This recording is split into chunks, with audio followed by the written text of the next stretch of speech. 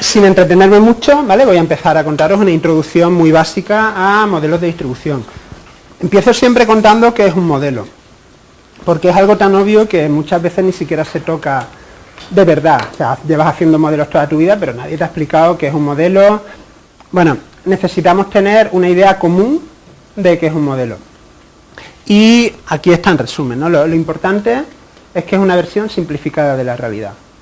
Y como es una versión simplificada de la realidad, nunca va a representar la realidad completamente. Y tenemos que aprender a vivir con eso. Hay un choque muy fuerte entre la gente que trabaja exclusivamente con modelos y la gente que trabaja exclusivamente en campo. Porque la gente que trabaja en campo no ve los modelos como algo real, porque no se entiende el concepto de modelo, ¿vale? El modelo nunca puede representar completamente la realidad. Trabajamos en un medio muy complejo, con muchísimas interacciones y necesitamos quitar factores de medio para conseguir una imagen simplificada de cómo funciona el sistema. Nosotros vamos a estar todo el tiempo en ese ámbito, trabajando con simplificaciones que capturan una parte más o menos significativa del comportamiento de un sistema. Vamos a aprender a vivir con ello, ¿de acuerdo? Yo normalmente soy crítico con el funcionamiento de los modelos con los que yo trabajo y voy a intentar transmitiros a lo largo del curso esa forma crítica de pensar acerca de los métodos que estamos utilizando. Como bien ha dicho Paco, tú puedes utilizar un modelo y que salga algo, pero ese algo puede ser más o menos confiable. Una cosa muy interesante de los modelos es que nos permiten explorar diferentes escenarios.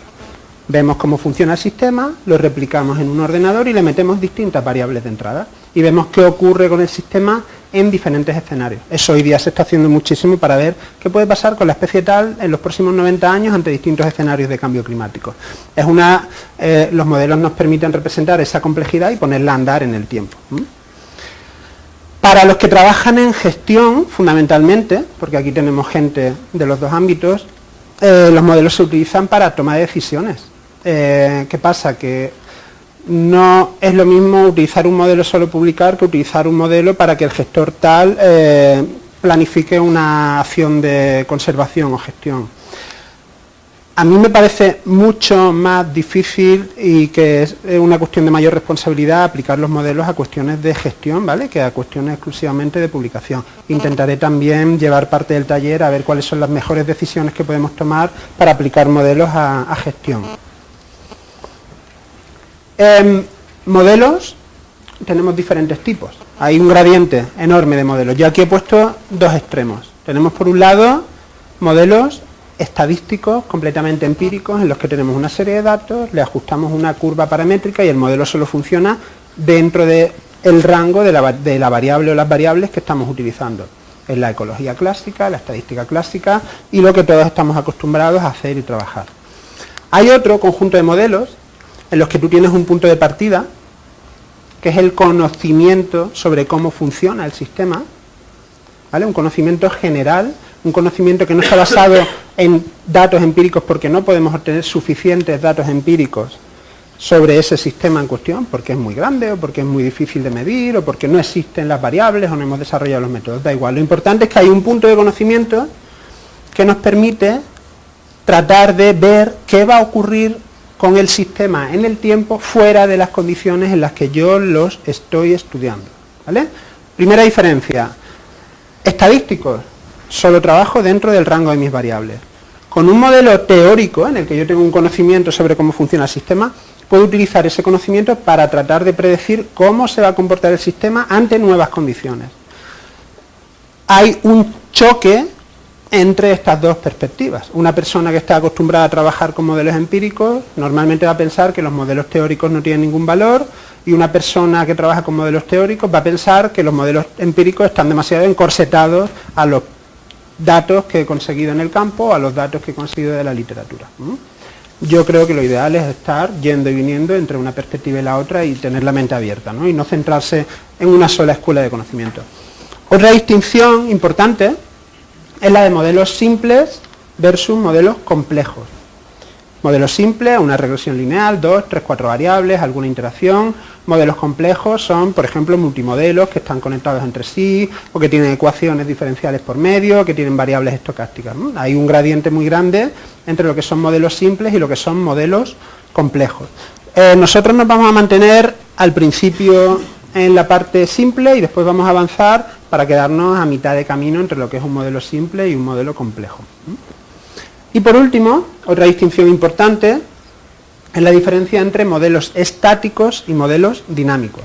Un modelo estático es un mapa y un modelo dinámico pues sería una serie temporal, por ejemplo, ¿vale? En una serie temporal el resultado de t sub 3 depende de lo que pasó en t sub 2. Esa dependencia en el tiempo hace que el modelo sea dinámico. Sin embargo, con un modelo estático yo no necesito conocer cómo estaba el sistema en el estado anterior. Esa es la diferencia. De esta forma podemos identificar si es un modelo dinámico o no. ¿Depende t sub 3 de t sub 2 y t sub 2 de t sub 1? Sí, modelo dinámico. ¿No depende? Modelo estático. Nosotros vamos a trabajar fundamentalmente con modelos estáticos, todo el tiempo. Y entra el término simulación. Muchas veces yo creo que la semántica en este ámbito es un poco laxa, depende de quién diga qué, significa una cosa o significa otra, no hay un grado de precisión tan alto como cabría pensar. Yo le voy a llamar simulación a un modelo que ponemos a andar ante unas condiciones cualquiera, ¿vale? Trato de asociarlo más normalmente a modelos dinámicos, pero os vais a encontrar en la literatura, hemos simulado la distribución de la especie tal. Normalmente esa simulación de la distribución de una especie se hace con modelos estáticos.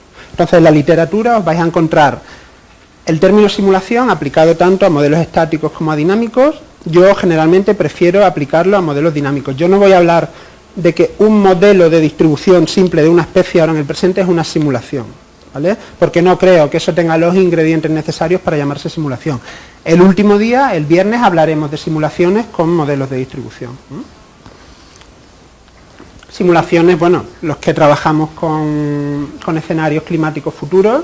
En esos escenarios climáticos depende el resultado de 2036 del resultado de 2035, 34 y 33. Sí, son modelos dinámicos, obviamente, ¿vale? Bueno, ya tenemos un lenguaje común en cuanto a qué es un modelo, cuáles son los distintos tipos de modelos, con qué modelos vamos a trabajar, más o menos, y sabemos que en principio no vamos a trabajar con simulaciones. Ahora vamos al grano, ¿vale? A la parte importante, al núcleo de conocimiento que lleva adelante esta disciplina de los modelos de distribución. Y es el concepto de nicho ecológico. Y he puesto ahí presencia, y todo viene de aquí, ¿vale? Porque la presencia nos lleva al nicho ecológico, el nicho ecológico nos lleva a la presencia, y hay un ir y venir entre conceptos que yo voy a intentar que encadenemos juntos. Vamos a imaginarnos que tenemos aquí un gradiente geográfico, un gradiente latitudinal. En negro tenemos la presencia de una especie y en blanco tenemos la ausencia de una especie.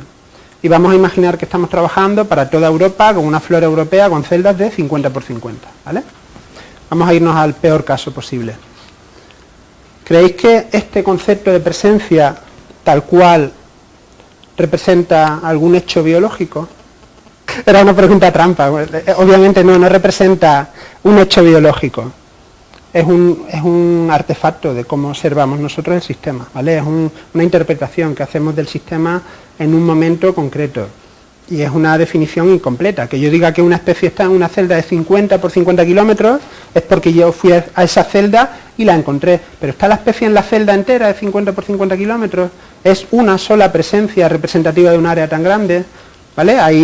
Hay una cuestión de escala, de a qué escala veo yo la presencia o no la veo, y hay una cuestión de tiempo, porque una especie puede estar un tiempo, desaparecer, volver a aparecer o desaparecer definitivamente. Sin embargo, nosotros vamos a trabajar con este concepto incompleto de presencia. En los modelos de distribución se trabaja con un concepto incompleto de presencia, que en realidad es una degradación de un hecho biológico que es la abundancia, porque en un punto A hay una mayor abundancia de organismos que en un punto B, porque dentro de un gradiente ecológico tenemos primero poca abundancia, un poco más, alcanzamos un óptimo y después tenemos menos abundancia hasta que finalmente desaparece. Nosotros, por falta de medios, por falta de tiempo, por falta de personal, no podemos tomar medidas de abundancia a gran escala como tenemos presencia y ausencia en GBIF. Luego, utilizamos la presencia y la ausencia y obviamos el hecho de que en realidad hay un gradiente de abundancia en cualquier gradiente ecológico, ¿de acuerdo? Y ese gradiente de abundancia, ¿cuáles son los drivers, cuáles son las causas de ese gradiente de abundancia? Condiciones ecológicas, el fitness de la especie, los usos humanos, que podría ser o una interacción negativa, si lo consideramos como todos organismos, lo podemos considerar una perturbación, ¿vale? Ahí la semántica es más flexible. ¿Qué más? La historia geológica y la compartimentación geográfica y topográfica del territorio. Ahí va, interacciones biológicas, tanto positivas como negativas, ¿no? Tenemos ahí estructura de hábitat, que está relacionado con lo que tú has comentado, o de la propia población, y aquí están algunos de esos procesos ecológicos de los que estamos hablando, ¿no? Tenemos, por un lado, condiciones ecológicas, que son todos aquellos factores abióticos que influyen de una forma u otra, normalmente en la fisiología de la especie y no tan directamente en la abundancia. Entonces tenemos aquí un gradiente de condiciones, ¿vale? La punta, la parte alta de la curva representa un óptimo teórico. Tenemos también recursos. Los recursos que son o no son renovables, una especie interacciona con ellos, puede acabar con ellos, los recursos pueden cambiar en el tiempo, es un factor muy importante. ¿Creéis que la abundancia está más relacionada con los recursos o con las condiciones ambientales? Puede depender de la especie, pero como norma general puedes tener las condiciones apropiadas, pero si no hay recursos no hay densidad, no hay abundancia, ¿vale? Entonces no pueden existir la una sin la otra. Pero yo considero los gradientes de recursos hasta cierto punto más importantes que los gradientes ecológicos. Trabajo con los dos, pero considero los de recursos más importantes. Y después tenemos, como has comentado, interacciones que pueden ser positivas, de forma que una especie pueda vivir en un área en la que no son las condiciones perfectas y no está la concentración de recursos más adecuada, pero esa interacción le permite superar esa limitación y por eso podemos tener una zona en la que se extienda el área de presencia solo porque hay un mutualismo o hay una interacción positiva. Y en el otro lado podemos hacer que la especie desaparezca de un lugar en el que hay condiciones y recursos porque hay una interacción negativa. Vale, entonces lo importante de esta cuestión, bueno, y aparte, estábamos hablando antes de perturbaciones, ¿vale? O como lo queramos llamar, de la historia biogeográfica y después del factor tiempo. Fijaos de dónde vamos y hasta dónde llegamos. ¿Vale? Estamos hablando de un proceso ecológico completo, del santo grial de la ecología, cómo funcionan los organismos y en qué contexto, y nosotros lo estamos reduciendo a la especie está aquí o no está aquí. Y a veces a escalas que son muy groseras. ¿Estamos perdiendo información en el proceso? Yo diría que toda. ¿Vale? Lo que estamos intentando ahora hacer es, a partir de estos datos, que son mucho más fáciles de colectar que estos, y mucho más fáciles de colectar que estos, es hacer el camino inverso. Intentar, a partir de la presencia, reconstruir cuál es el contexto ecológico de una especie. Eso es bastante complicado y tiene una discusión muy fuerte detrás, ¿no? Lo que yo quiero con esta diapositiva es que se entienda que el término presencia-ausencia es una abstracción tremenda de un proceso ecológico de fondo, que es muy complejo y en el que interactúan muchos factores, ¿vale? De ahí que cuando hagamos un modelo de distribución basado en presencias y ausencias, cada uno de esos factores que no consideramos añade error al modelo. Por eso, casi nunca un modelo de distribución va a representar fielmente la distribución real de una especie. Ahora vamos a desarrollar un concepto de nicho ecológico que es muy útil para hacer modelos. No voy a hablar del hipervolumen de n dimensiones, bla. Vamos a separar los distintos factores que construyen un nicho ecológico. Y empezamos con el organismo y los factores abióticos o condiciones ecológicas, ¿vale?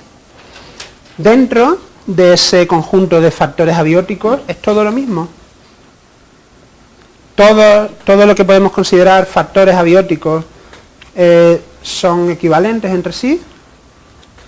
Yo diría que no. Tenemos un conjunto de condiciones que tienen un contexto que la especie no puede cambiar normalmente.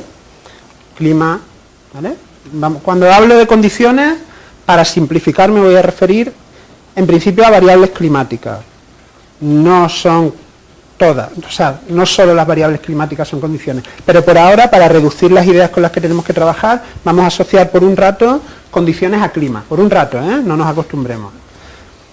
Y recursos, ¿vale? Normalmente algo que la especie necesita para vivir, y además hay un feedback, un bucle entre la especie consumiendo recursos.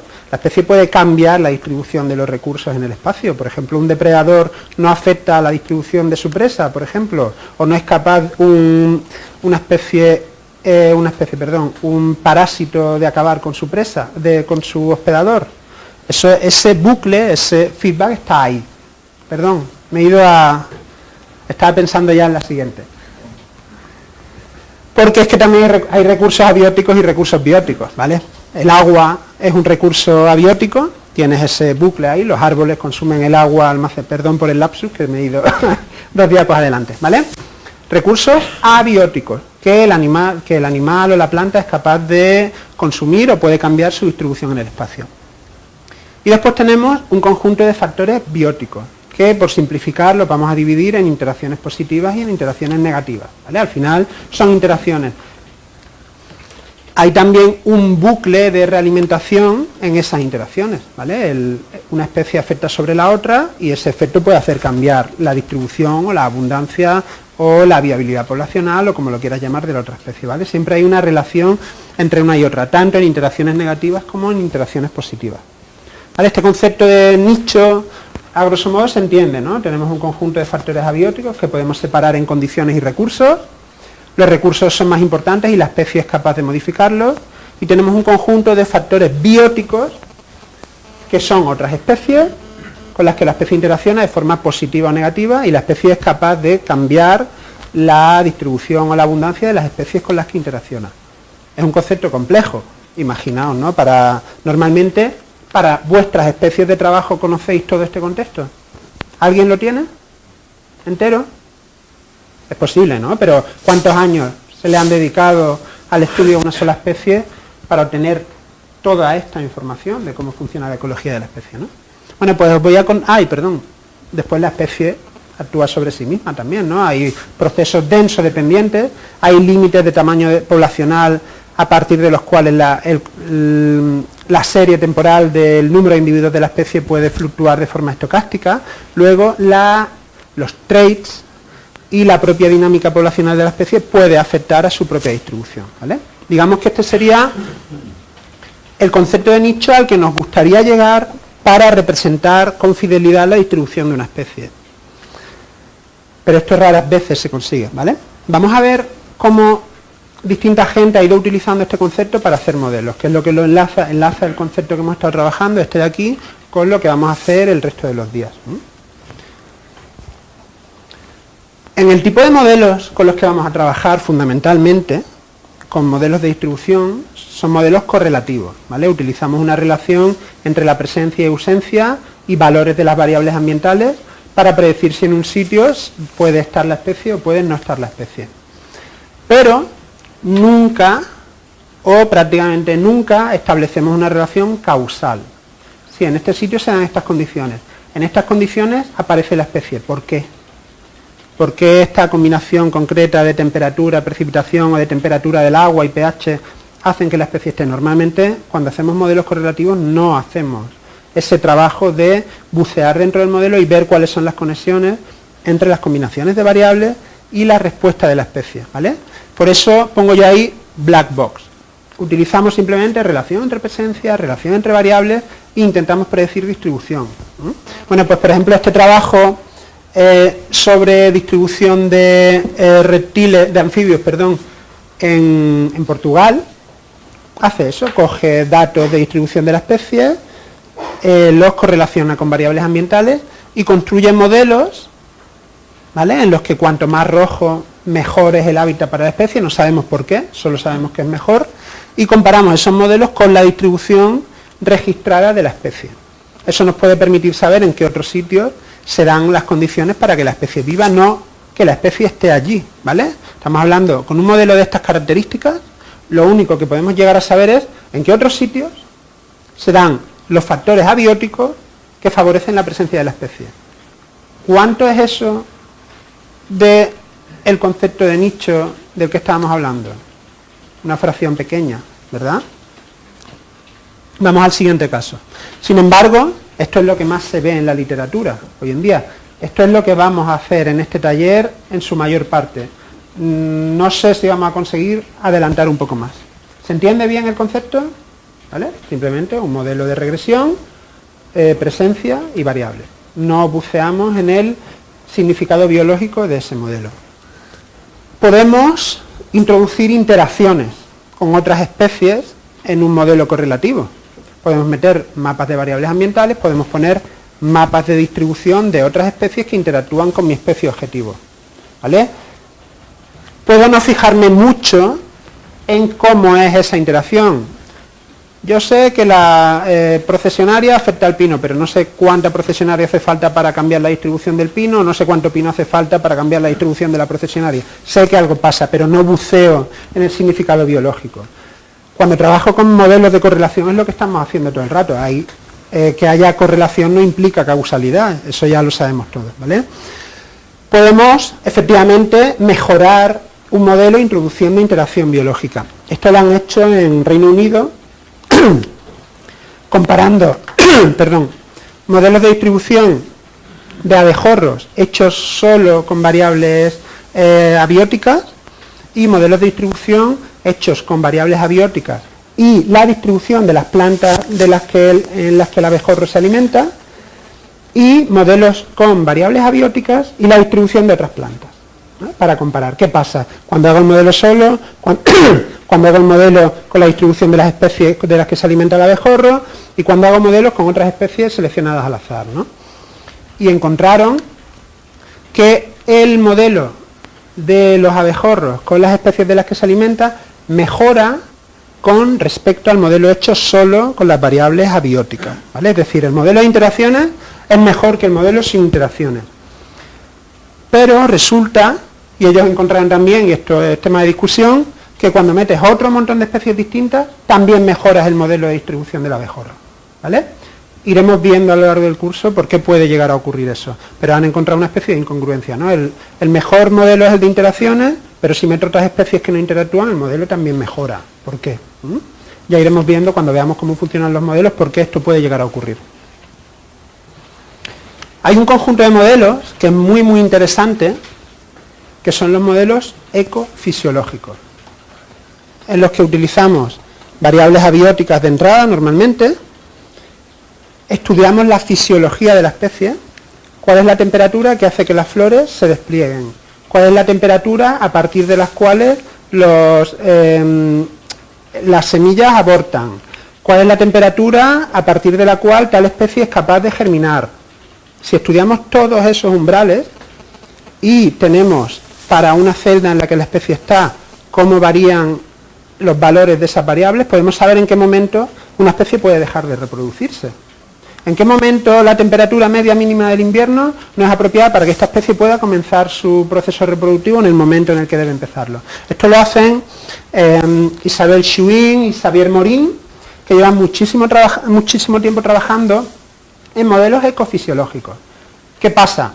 Que tienen que pedir un proyecto de 4 años para estudiar una sola especie, de la que se hacen 3 o 4 tesis doctorales para conseguir todos esos valores de cuánto sobrevive en la sequía, cuánto sobrevive a baja temperatura, cuál es la...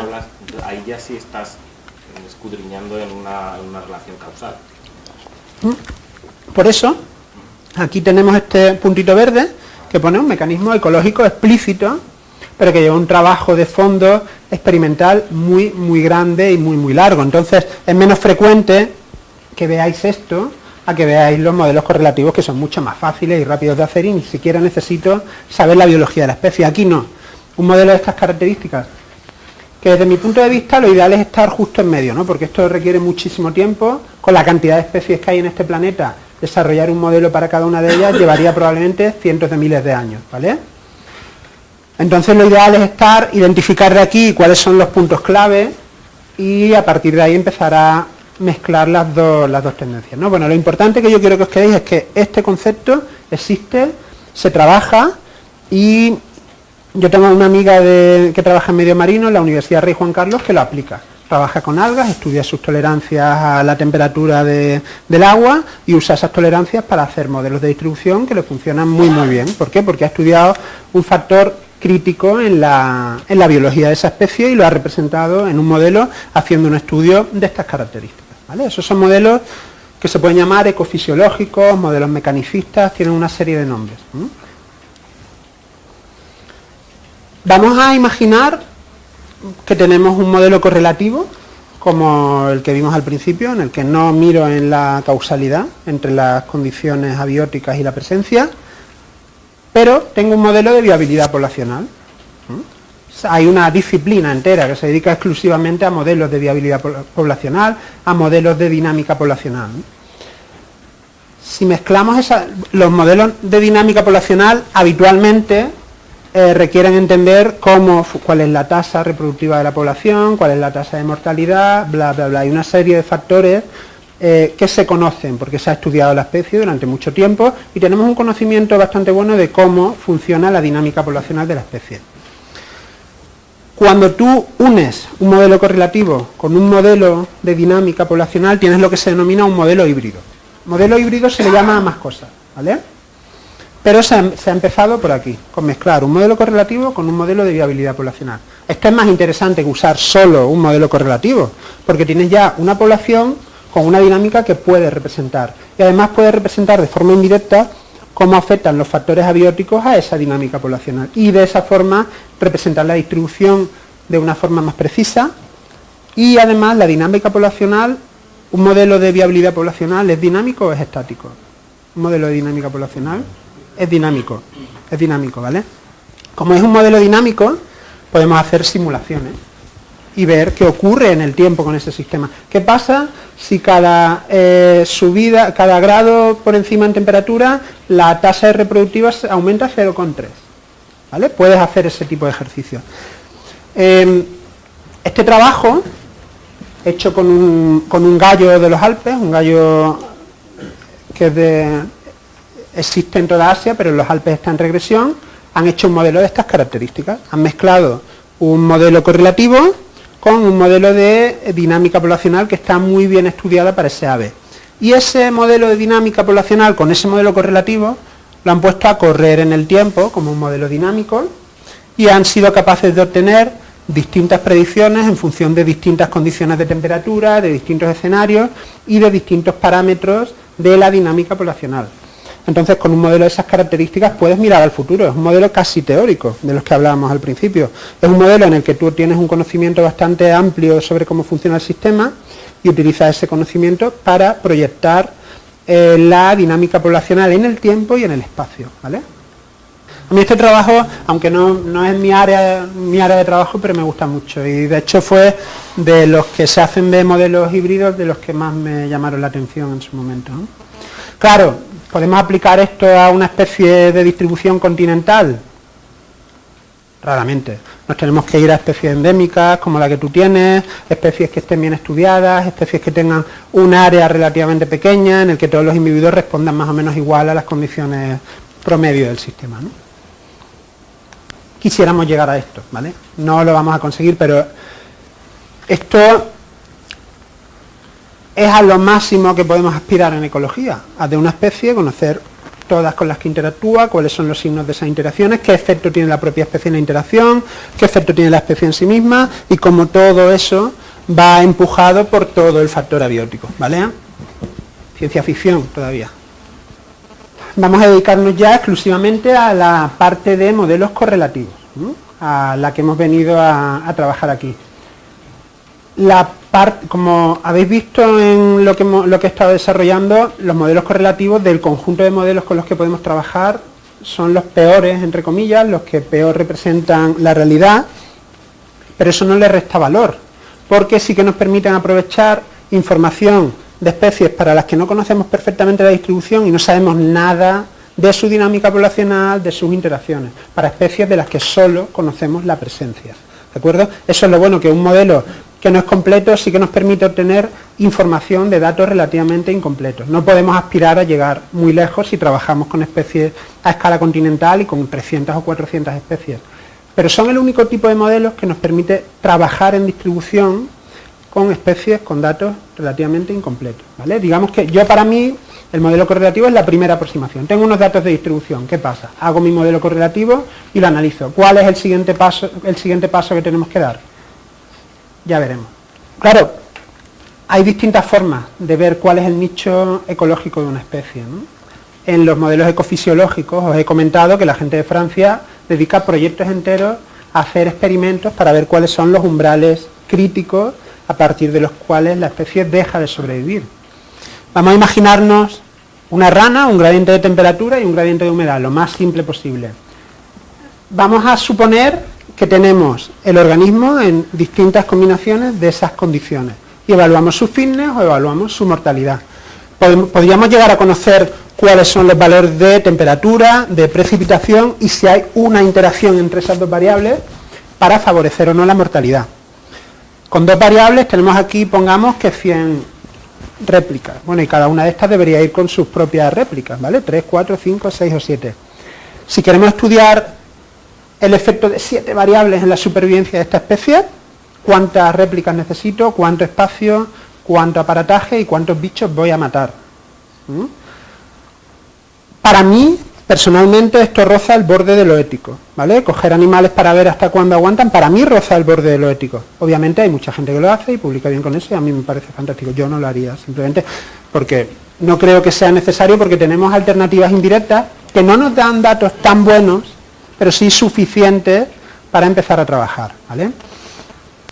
Y es la determinación descriptiva de un nicho ecológico. Yo utilizo los datos de distribución de la especie, los comparo con las variables ambientales y a partir de ahí veo, por ejemplo, la clina de temperatura en la que la especie ya no me aparece más o disminuye su densidad significativamente. El problema es que esto está sometido a muchos sesgos, ¿vale?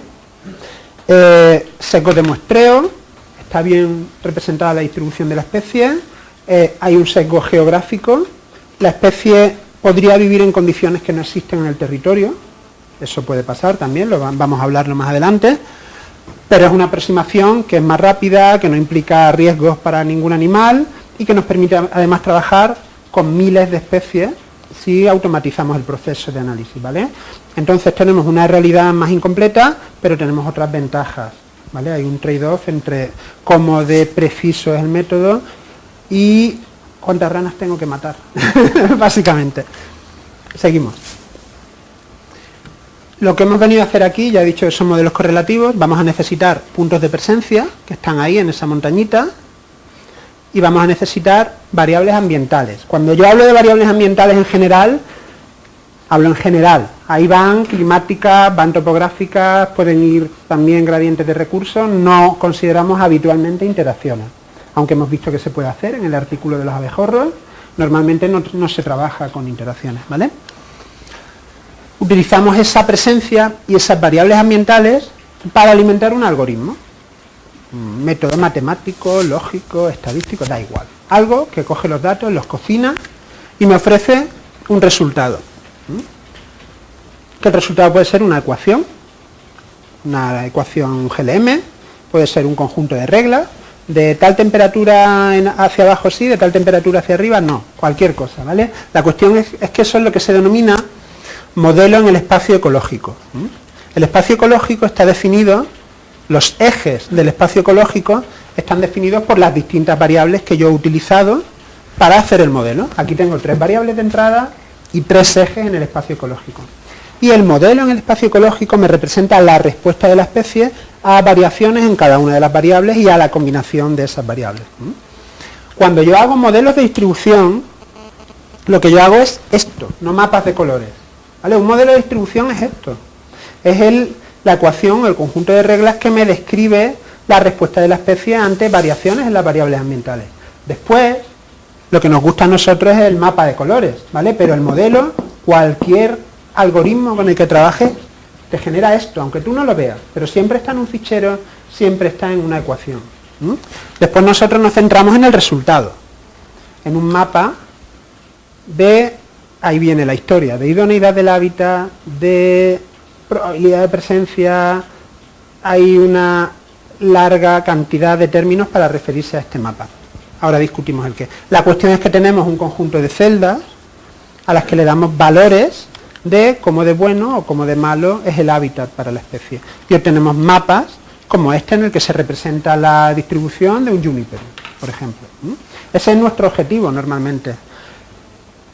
Y es un objetivo peligroso, porque los mapas transmiten sensación de certidumbre, porque llevas toda la vida viendo mapas que usas para trabajar y de repente te llevan mapas de otra cosa. Pues mira, más mapas. Vamos a tratar de ver durante el curso todas las limitaciones que tienen este tipo de modelos, ¿vale? Pero a mí es muy importante que sepamos esto, que hacemos un modelo en el espacio ecológico y que después lo representamos en el espacio, ¿de acuerdo? Entonces, este proceso se hace importante también porque distintos algoritmos representan el modelo ecológico de formas diferentes o con lógicas diferentes. Y hay algoritmos que ofrecen resultados más acordes al tipo de trabajo que yo quiero hacer, ¿vale? Entonces, un mismo algoritmo no ofrece modelos en el espacio ecológico para todos los gustos, sino que para un uso concreto de mi modelo puedo utilizar aquellos algoritmos que me dan un modelo en el espacio ecológico más adecuado para el sistema con el que estoy trabajando. Mañana aprenderemos mucho sobre algoritmos y sobre modelos en el espacio ecológico. ¿Qué cosas asumimos cuando hacemos un modelo de distribución, un modelo correlativo? La primera y más importante es que la especie está en equilibrio con el clima. Es decir, que la especie está ocupando todos los lugares que le son climáticamente idóneos. Bueno, ahí tenéis, ¿no?, la definición de Hutchinson. ¿Están las especies en equilibrio con el clima? El no tiene por qué, yo casi lo extiendo a un no, pero para empezar es casi un no tiene, sí, un no tiene por qué es un comienzo perfecto. Tenemos en Europa una historia de glaciación, desglaciación, vuelta a la glaciación y vuelta a la desglaciación, que ha hecho que las especies bajen, suban, cada una a su ritmo en función de su capacidad de colonización, ¿no? Eso hace que muchísimas especies europeas no estén en equilibrio con el clima.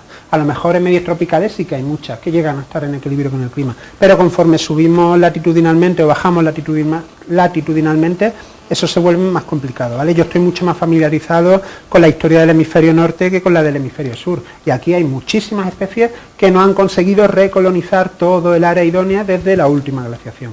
Luego la respuesta es no necesariamente y la mayor parte de las veces no. Luego la primera asunción que se supone que hace que los modelos correlativos funcionen se viola en una mayoría de las veces en las que yo voy a aplicar el modelo. Tenemos que ser conscientes de eso, ¿vale? De hecho, podríamos estudiar, para empezar, oye, ¿está la especie en equilibrio con el clima? Sí, parece que ha llegado a su extremo de temperatura media mínima. Bueno, pues parece que el modelo puede funcionar mejor. ¿No está mi especie en equilibrio con el clima, como cualquier especie invasora? Problema, ¿vale? Porque ya el modelo no tiene por qué representar necesariamente todas las áreas que realmente le son idóneas a la especie. Luego, este primer supuesto, que es difícil de testar, además, está ahí. Las especies deberían ajustarse a ese supuesto para trabajar con modelos de distribución y pocas especies se ajustan. Primer warning, ¿vale? Segunda cuestión. El nicho ecológico, alguien trabaja aquí con conservación de nicho de paseriformes, ¿verdad? ¿Se conserva el nicho en el tiempo? Se conservan en un periodo de 100 años, ¿vale? Vamos a hablar de 100 años y de 1 millón de años, por exagerar. En un periodo de 100 años cambian mucho los requerimientos bióticos y abióticos de una especie. Depende del tiempo de generación, ¿vale? Si hablamos de bacterias, probablemente sí, pero con el tipo de organismos con los que trabajamos todos aquí, lo normal es que no mucho, no significativamente. En cambio, en 1 millón de años, ¿qué ocurre?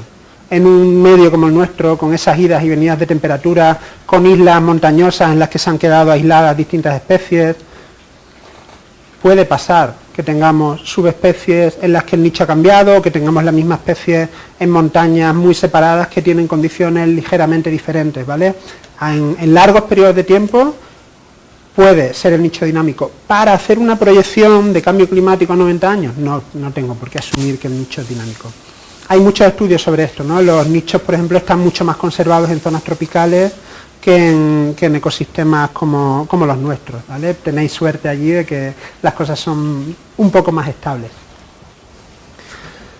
¿Se entiende esto del dinamismo o el estatismo del nicho en el tiempo es importante, sobre todo para los que trabajan en paleo, ¿vale? Gente que trabaja con datos de hace 160.000 años, pues puede tener problemas si asume que el nicho ecológico de la especie hace 160.000 años es exactamente el mismo que hoy. Puede haber cambios, pero esos cambios se dan normalmente en pocos ejes. O solo en una temperatura, o solo en una precipitación, o solo en el cambio de una interacción. No es normal que una especie cambie, es un nicho completamente. ¿Qué pasa? Que con datos sesgados es muy difícil detectar esos cambios sutiles que se pueden dar en el nicho ecológico a lo largo del tiempo. El concepto de nicho ecológico, un nicho ecológico típico de los que se habla en ecología, ¿cuántas dimensiones tiene? ¿Cuántas variables afectan a una especie? 1, 2, 3, 10.000... desconocidos, son muchísimas, ¿vale? Y sin embargo, con los modelos que nosotros vamos a hacer, solo con variables abióticas, ¿cuántas vamos a cubrir de esas dimensiones? 6, 7, 5, 4, 9. Entonces, entre el nicho ecológico que yo voy a conseguir del modelo y el nicho teórico ideal, real de una especie, hay un trecho muy largo. Entonces, para mí, llamarle a lo que vamos a hacer aquí un modelo de nicho ecológico, sí, si eres laxo con la nomenclatura no pasa absolutamente nada. Pero si tú lo mandas el artículo, te lo revisa un ecólogo con su idea de nicho ecológico, y tú le dices, sí, yo he hecho un modelo de nicho ecológico de mi especie con 6 variables, te va a mandar a paseo, ¿vale? Entonces, simplemente por precaución, para ajustarnos a la nomenclatura que se utiliza en el ámbito de las publicaciones, lo ideal es no llamarle nicho ecológico, porque un nicho ecológico es algo mucho más completo que no vamos a llegar a conocer con el tipo de trabajo que vamos a hacer aquí. Un término mucho más flexible es el de modelo de distribución de especies. El resultado que yo consigo representa de alguna forma la distribución de la especie. Ya me olvido de dimensiones, me olvido de factores y demás, porque ya tu modelo de distribución de especies puede representar mejor o peor tu distribución, pero no es un nicho ecológico, ¿vale?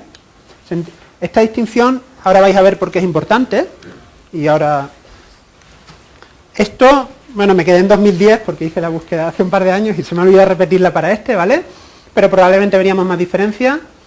En gris se ven los artículos que lo llaman modelos de nicho ecológico a esto que vamos a hacer aquí. Y en naranja vemos el número de artículos que lo llaman modelos de distribución, ¿vale? Hay un cambio en la moda de cómo se denomina este tipo de modelos. Y un cambio que probablemente hoy en día, si hiciéramos la extrapolación, sería muy significativo. ¿Por qué? Porque ha habido mucha discusión en la literatura sobre si este tipo de modelos son modelos de nicho o no. Y se ha llegado por fin a una especie de consenso en la que una parte grande de la comunidad de gente que hace modelos ha dicho no es un nicho ecológico porque no podemos llegar a conocer todas las dimensiones. Vamos a ser menos pretenciosos y lo vamos a llamar modelos de distribución. Entonces, esto es lo que está ocurriendo hoy en día.